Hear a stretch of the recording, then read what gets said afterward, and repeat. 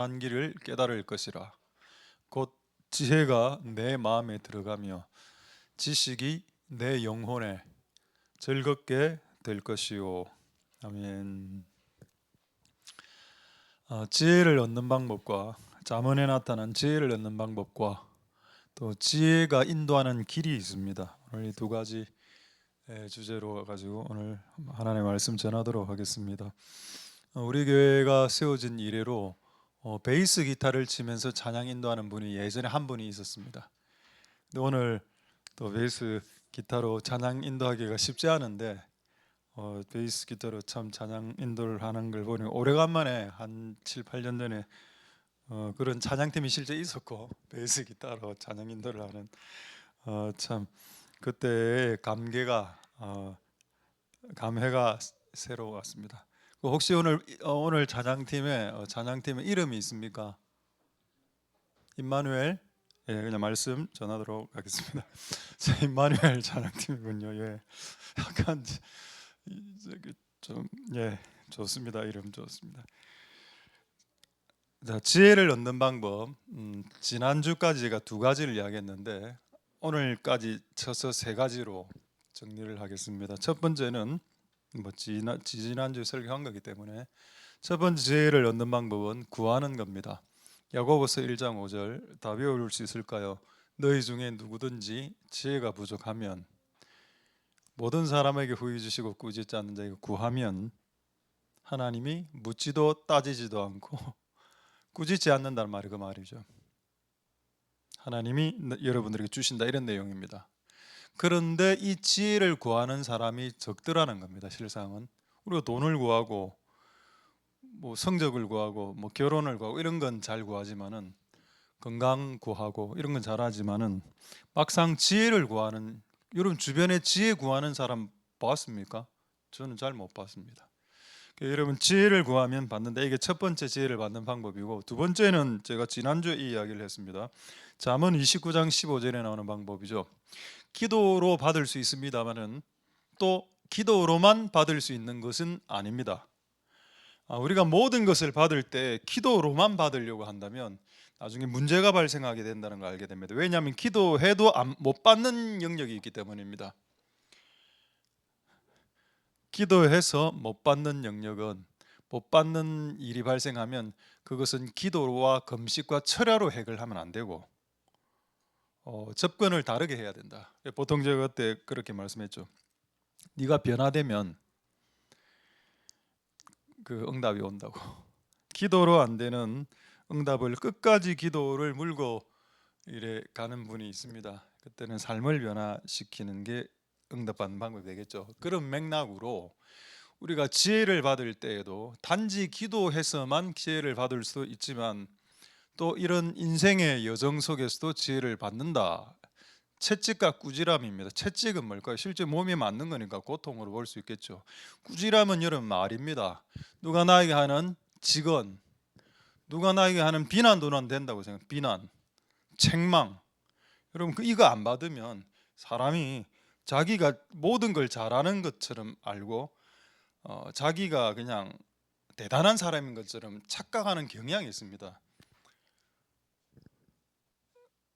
누군가가 나에게 꾸지람을 주고 책망을 할 때 내가 그 실수했네 라고 생각하면 나도 실수할 수 있는 나도 넘어질 수 있는 존재구나 라고 생각하게 되겠죠.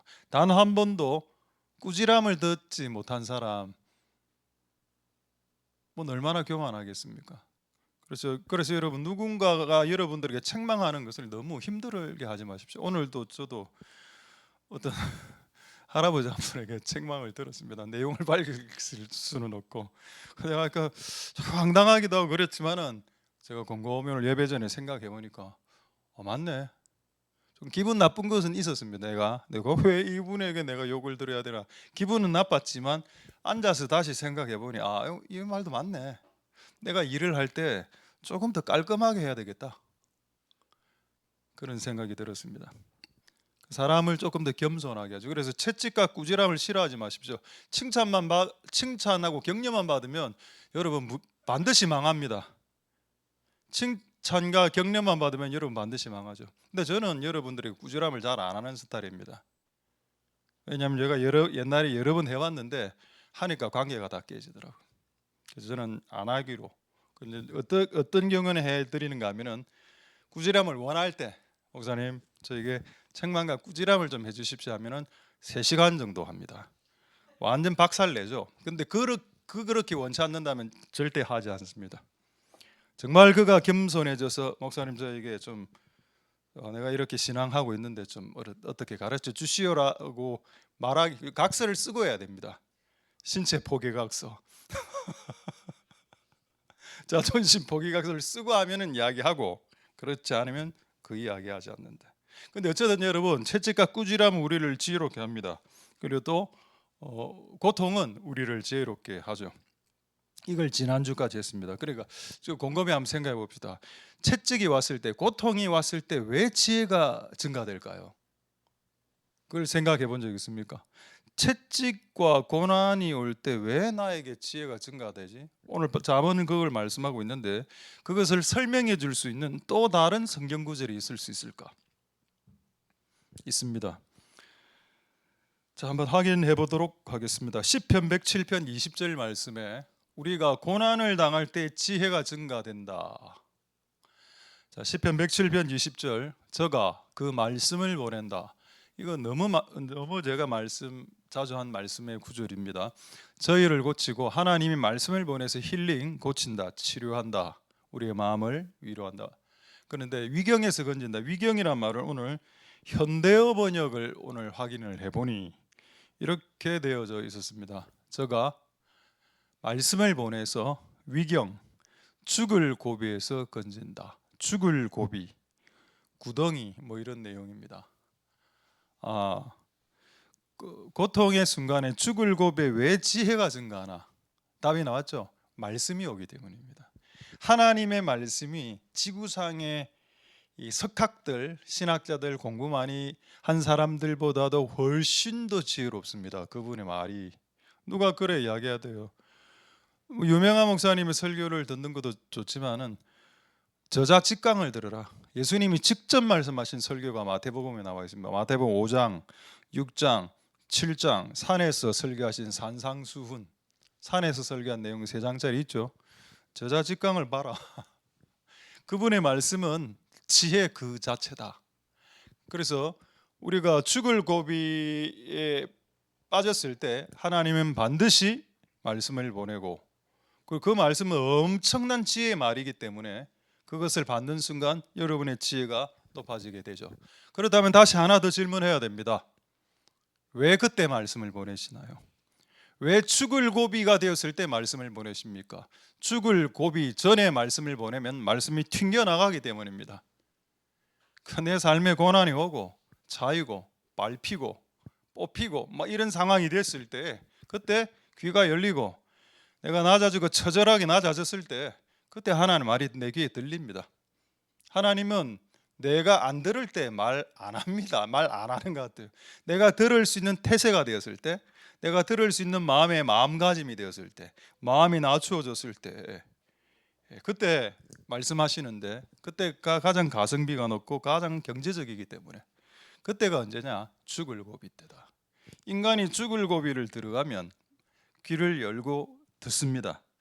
근데 죽을 고비 직전까지 조금이라도 살 것 같으면 엔간해서는 사람들 말도 안 듣고 하나님 말도 안 듣죠. 자기 고집대로 나갑니다. 완고한 고집대로. 그리고 여기 처박히고 저기 처박히다가 죽을 고비가 되었을 때 그때 귀가 열리고 하나님 말씀을 그때 보내도 이제 튕겨내지 않는 상태가 됐을 때 그래서 지혜가 증가되면서 그 죽을 고비를 넘어가는 겁니다. 할렐루야. 그게 두 번째였습니다. 지혜를 얻는. 자, 오늘 세 번째 지혜를 얻는 방법 2장 7절 8절 9절 나와 있습니다. 한번 여러분들이 한번 생각해 볼까요? 그는 정직한 자를 위하여 완전한 지혜를 준비해 놓았다. 자, 그렇다면 완전한 지혜가 누구에게 갑니까? 지금 기도하는 사람입니까? 여러분, 저는 기도하는 사람 진짜 많이 봤는데요. 은사 있는 사람, 예언하는 사람 진짜 많이 압니다. 근데 그들이 정직하지 않더군요. 그럼 이 정직은 뭡니까? 그렇죠. 이거는 기도 뭐 예언, 은사를 이야기하는 게 아닙니다. 정직이 뭔가요? 삶을 제대로 살아가는 사람을 말합니다. 그래서 제가 가장 좋아하는 구절은 뭐냐? 사도행전 중에 바나바는 착한 사람이요 성령과 믿음이 충만한 자라. 왜 바나바를 성령과 믿음이 충만한 자라고 이야기하지 않고 먼저 바나바는 착한 사람이다라고 먼저 이야기했을까요? 여러분, 의롭게 살고 착하게 살고 정직하게 살면 지혜가 옵니다. 매우 지혜로워지죠. 그래서 여러분, 기도도 하고 고난도 받는 것도 좋은데 우리의 삶이 바뀌면 지혜가 온다. 그러니까 어리버리하게 살고 티미하게 살고 어리석게 살 수 있습니다. 평생. 정직하게, 그리고 행실이 온전하다. 행동이죠. 삶이죠. 삶. 행실이 온전한 자에게. 자, 그다음 8절 보겠습니다.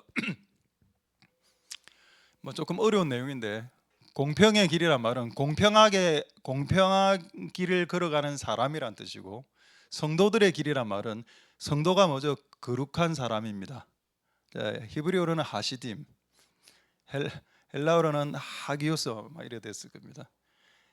거룩하게 사는 사람들, 공평한 길을 사는 사람들을 어떻게 하신다고? 지혜를 보내서 보호하고 보존하신다. 자, 그다음에 19절.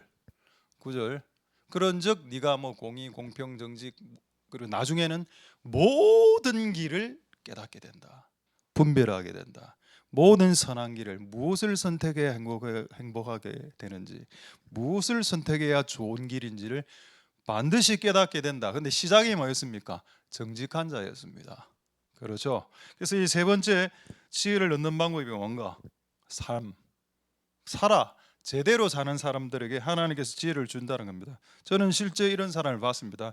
지혜가 너무 충만했습니다.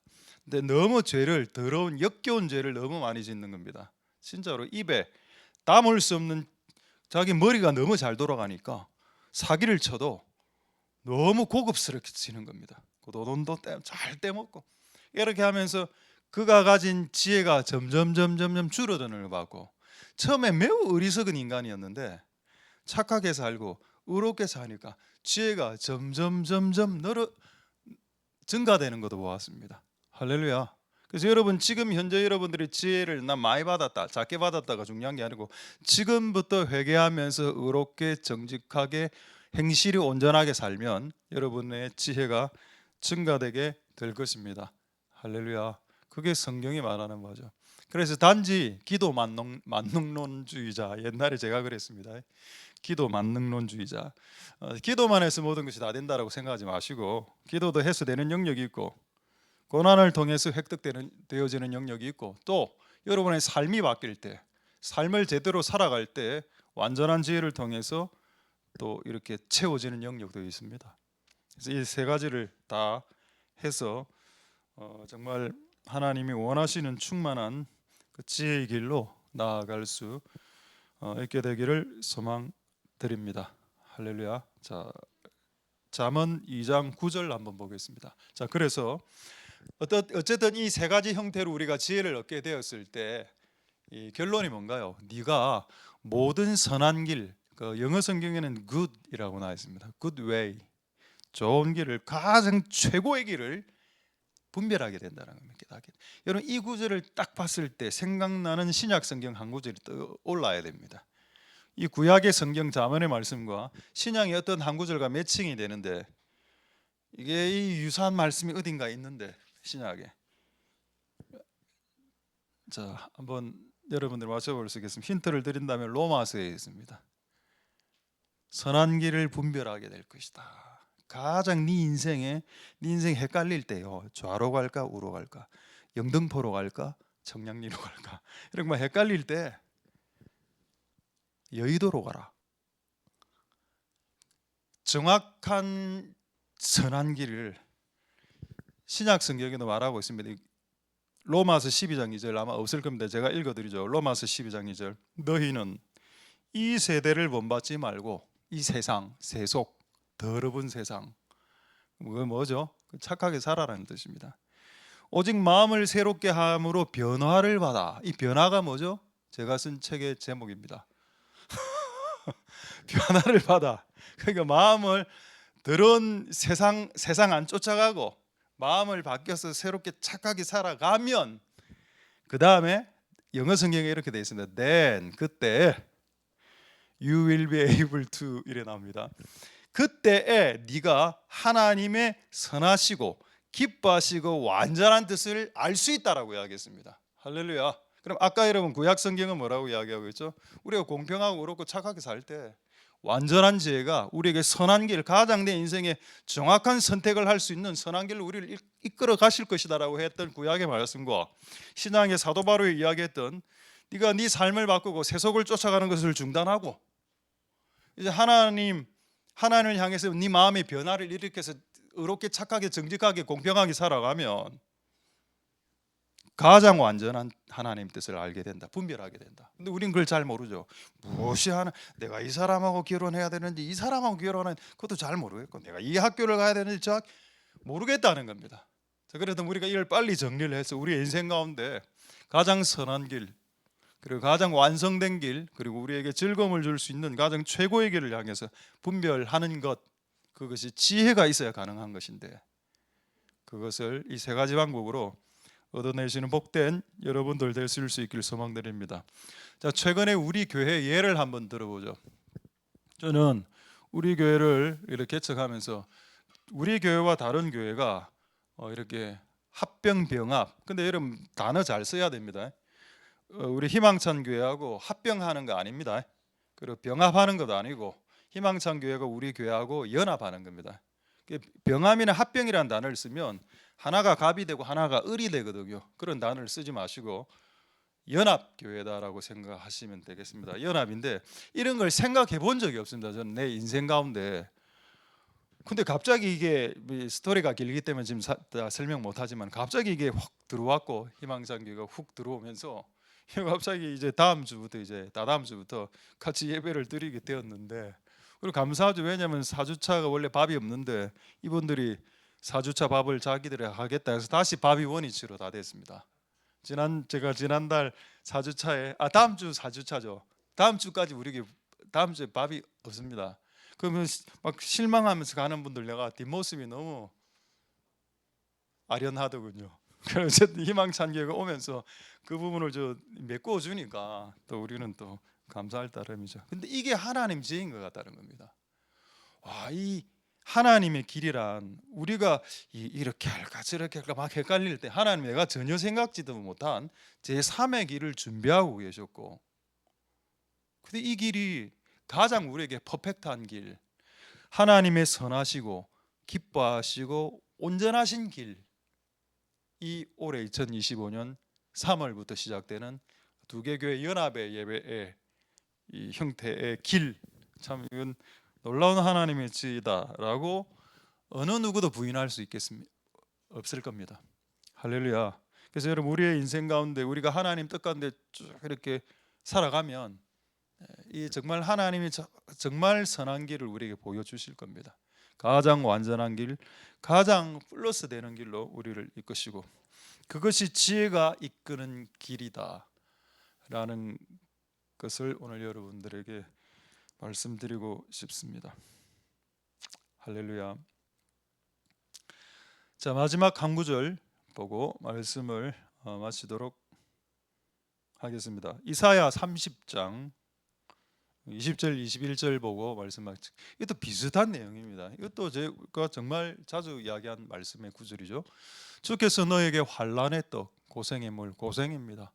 자, 이런 고생의 때에 하나님이 스승을 숨기지는 않아. 스승이 뭔가요? 스승은 선생님의 약간 존댓말입니다. 스승이란 것이 스승님.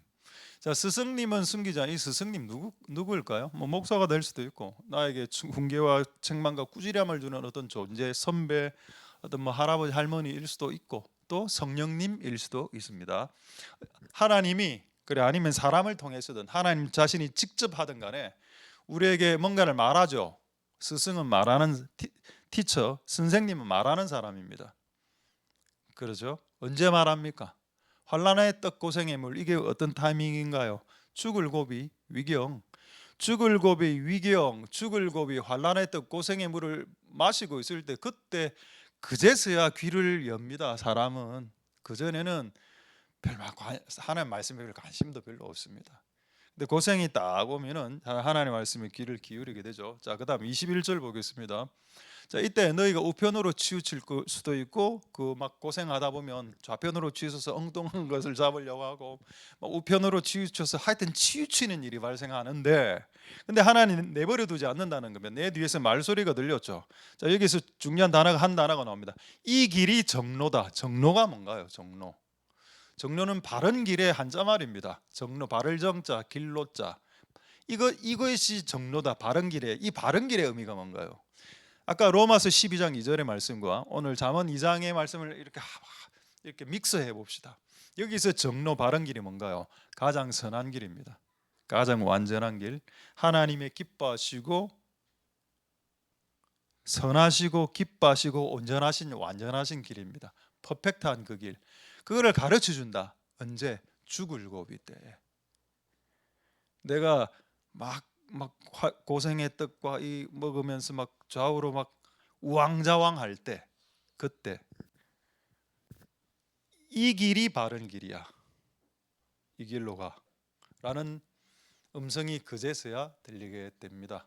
할렐루야. 하나님 은혜가 여러분들에게 있기를 소망드립니다. 그래서 우리 이 두 개 교회가 연합하는 거, 이것이 정로다, 이런 느낌이 오고, 그래서 이 두 교회가 잘 더 연합하기 위해서 한 2주 정도 지금 수요 예배 남았는데, 오늘 그래서 한 2주 정도는 또 이 건을 위해서 같이 또 기도하는 시간이 될 수 있길 소망드립니다. 할렐루야. 기도하겠습니다. 자, 오늘 우리에게 주신 말씀을 생각하시면서 우리 한번 찬양, 나를 지으신 이가 하나님, 우리 찬양하고 한 2-3가지 정도 기도하고 또 찬양하도록 하겠습니다.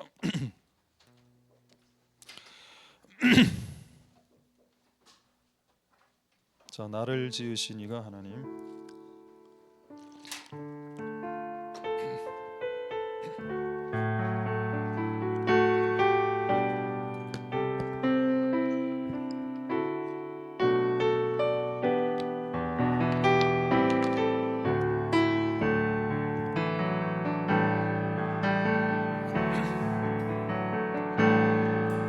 나를 지으신 이가 하나님, 나를 부르신 이가 하나님, 나를 보내신 이도 하나님, 나의 나 된 것은 다 하나님 은혜라.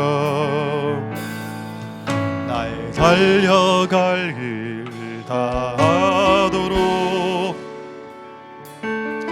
나의 악마 꿈 다하도록, 나로 그 십자가 품게 하시니, 나는 다 하나님 은혜나. 한량없는 은혜, 아플 길 없는 은혜, 내 삶을 애워 사는 하나님의 은혜.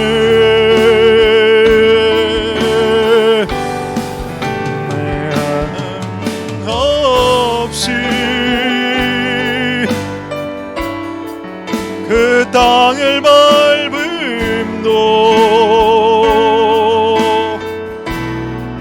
나를 붙드시니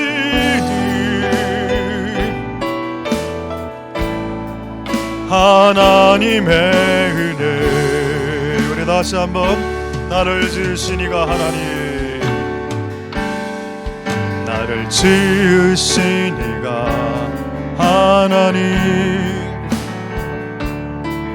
나를 보내신 이가 하나님, 나를 보내신 이도 하나님, 나의 하는 것은 다 하나님 하나님 은혜라. 달려갈 길 다가도록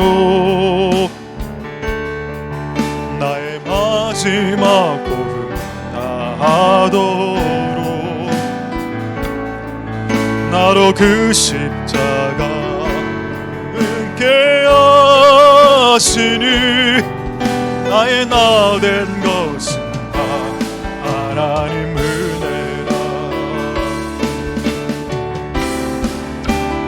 한량없는 은혜 갚을 길 없는 은혜 내 삶을 내워 사는 하나님의 은혜. 나 주저함 없이 그 땅을 밟음도 나를 붙드시는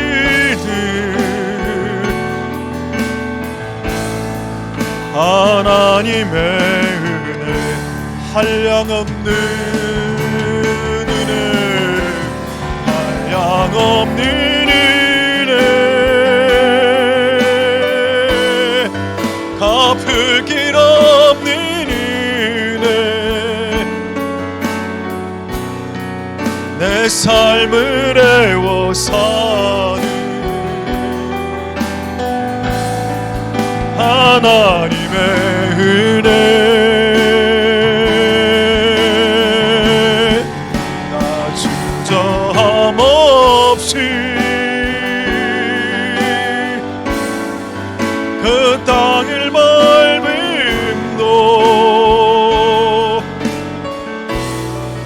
나를 붙드시는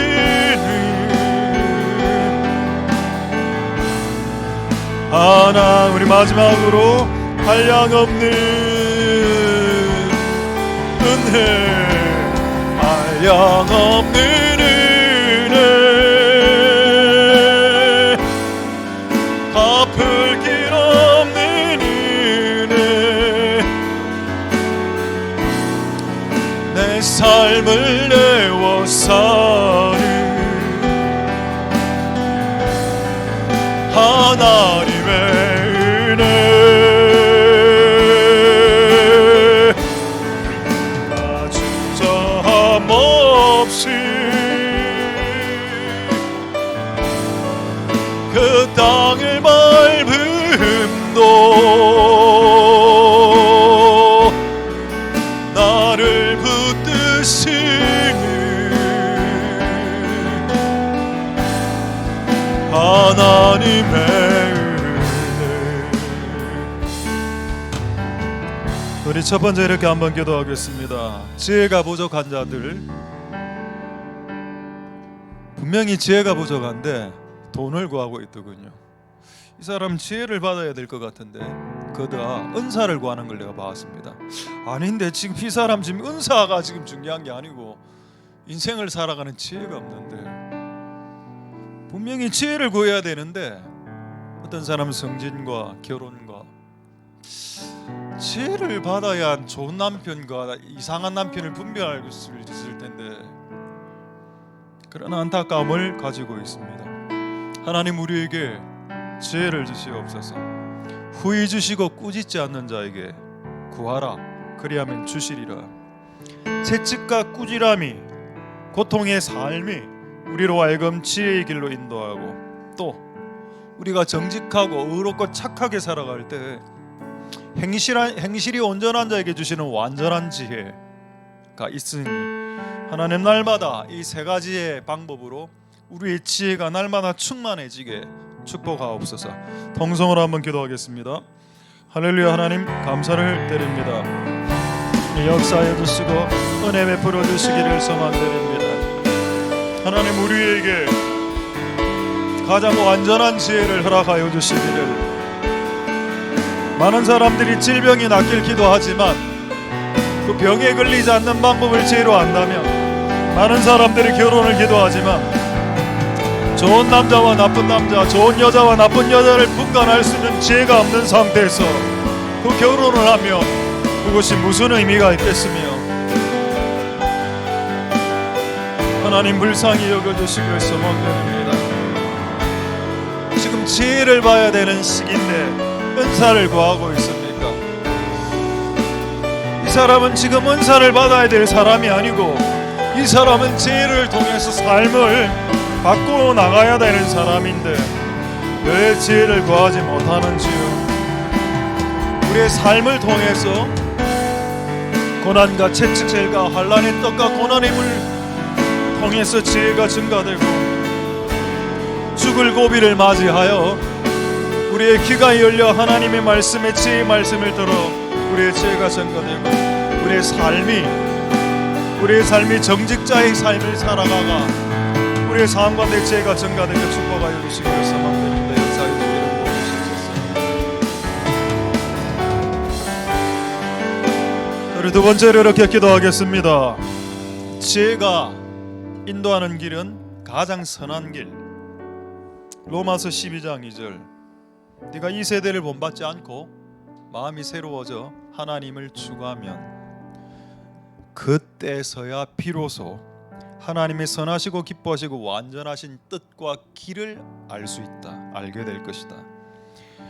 하나님 우리에게 완전한 길, 우리 인생의 좌충우돌, 우왕좌왕, 왼쪽으로 치우치고 오른쪽으로 치우치고 있는데 이것이 정로, 이것이 바른 길, 이것이 가장 완벽한 길, 이것이 가장 너의 삶 가운데 선함과 행복함을 증대시키는 길, 그 길을 지혜는 보여주신다고 말씀하셨는데 우리가 지혜를 받아서 우리 인생에 정말로 그런 길로 걸어갈 수 있게 축복하여 주옵소서.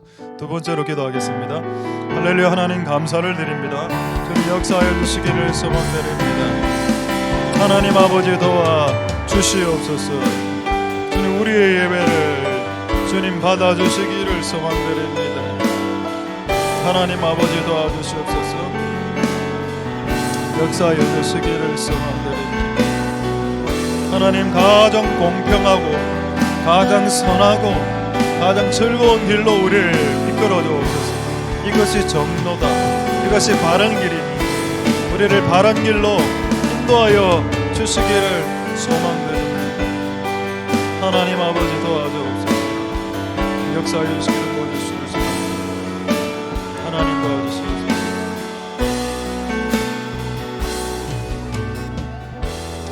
우리 마지막으로 한번 기도하고 우리 마지막 찬양 주님께 올려드리도록 하겠습니다. 마지막으로 이렇게 기도하겠습니다. 하나님 우리에게 가장 선한 길, 최고의 길, 완전한 길로 인도하신다. 그게 아마 2025년 3월 기점으로 하나님의 시간표, 하나님의 플랜, 희망찬 교회와의 연합 예배, 연합 섬김 참 재미있는 것 같습니다. 이런 상황이 된 거 각자가 각자의 역할을 감당하면 됩니다. 그 교회가 와서 우리가 피해보는 것도 아니고 또 우리 교회가 또 그 교회를 피해 주어서도 되지 않습니다. 서로가 서로의 섬김을 통해서 완성되어져 가는 것, 그걸 하나님이 꿈꾸셔서 두 개를 연합하게 하신 것이겠죠. 이 사건에 대해서 여러분의 생각은 뭐 다양할 수 있겠지만은 하나님의 생각이 뭔지를 깨달아야 되는 것입니다. 우리 한번 기도할 때 이 두 개 교회의 연합이 하나님의 뜻 가운데 좀 완성되고 정말 잘 되고 그래서 뭔가 시너지가 일어나고 이게 또 하나님 선한 길이니 역사하옵소서. 우리 마지막으로 동성으로 기도하도록 하겠습니다. 할렐루야. 하나님 감사를 드립니다. 주님 역사하여 주시기를 보여주시기를 소망드립니다. 하나님을 내가 불러주시고 교회 연합을 통해서 하나님의 뜻이 온전하게 이루어질 수 있도록 축복하여 주시고 역사하여 주시기 위해서 하나님 아버지 도와주옵소서.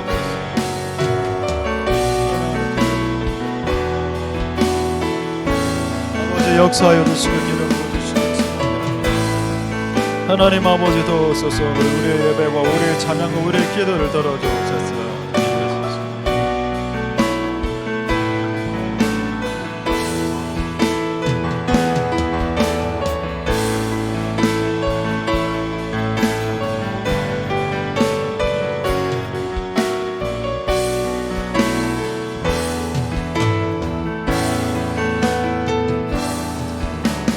하나님의 그늘 아래 내 모든 것 다 내려놓고 나 잠잠히 주를 묵상하네. 그 놀라우신 은혜를 끝이 없는 주의 사랑 강물되어 흘러 내 영혼에 자유 얻으시네. 날 새롭게 하시네.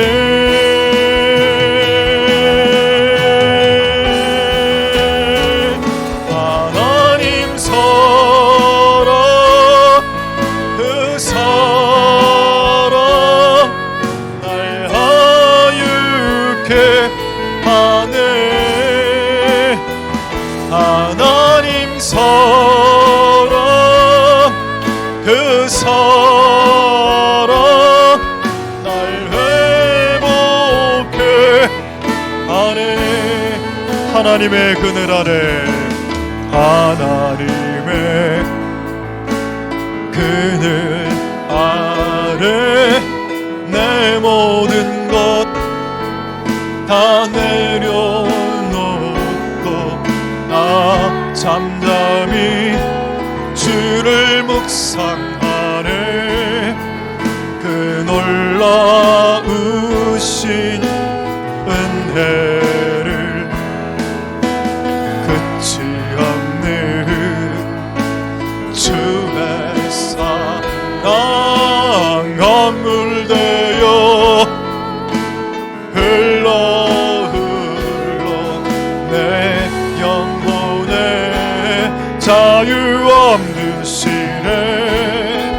날 새롭게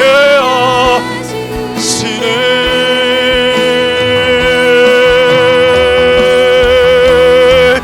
하나님 사랑 그 사랑 날 자유케 하네. 하나님 사랑 그 사랑 날 회복해. 하나님 사랑 하나님 사랑 그 사랑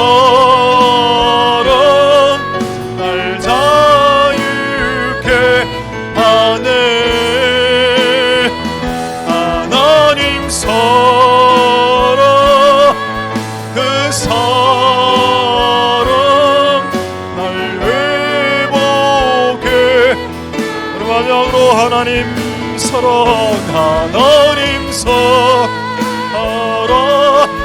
그 사랑 날 자유케 하네. 하나님 사랑 그 사랑 날 회복해 하네.